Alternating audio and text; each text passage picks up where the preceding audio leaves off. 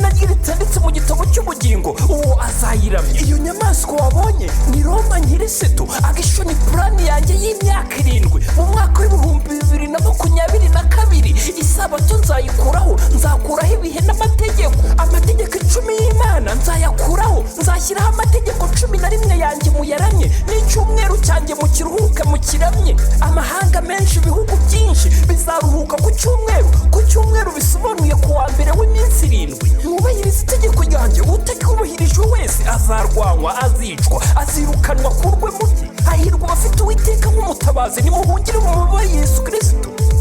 I will remain in Jerusalem. I will remain in Jerusalem. 1,000 here, 1,000 here. I will remain in Jerusalem. I will remain in Jerusalem.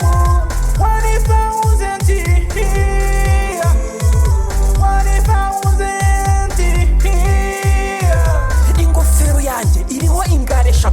ninjye mwami w'ijuru n'isi n'ikuzimu. ingofero yanjye n'inkoni yanjye hariho umubare 666. ni umubare w'ubutegetsi. ibyose bishyizwe imbere yanjye kugira ngo mbitegeke, kuko ari igihe cyashyizweho. ninjye mwami wa Roma nyir'isitu. ninjye mwami w'ikasikasi. ninjye munyabugome, ndi ikizira cy'umurimbuzi. ndi umwami w'umunyamwaga. ninjye antikrisitu. ndi nyina w'abamaraya. amahanga menshi, ibihugu byinshi bose barandamya. ifeza n'izahabu byose ni ibyanjye. nduha umuntu wese undamyije akaramya n'igishushanyo cyanjye n'umunsi wanjye w'icyumweru ku wa mbere w'iminsi 7.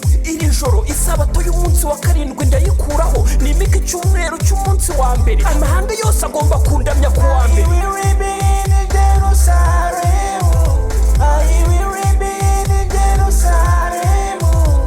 1,000 here, 1,000 here. I will remain in Jerusalem. I will remain in Jerusalem.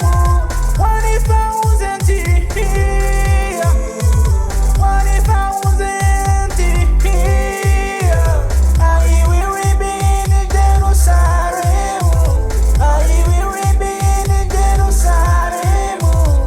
1,000 here, 1,000 here. I will remain in Jerusalem. I will remain in Jerusalem.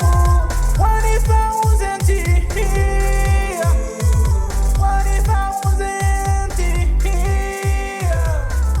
imyaka 6,000 nishira, tuzima muri Yerusalemu nshya y'Imana. imyaka 1,000, umuhanuzi yakifaya.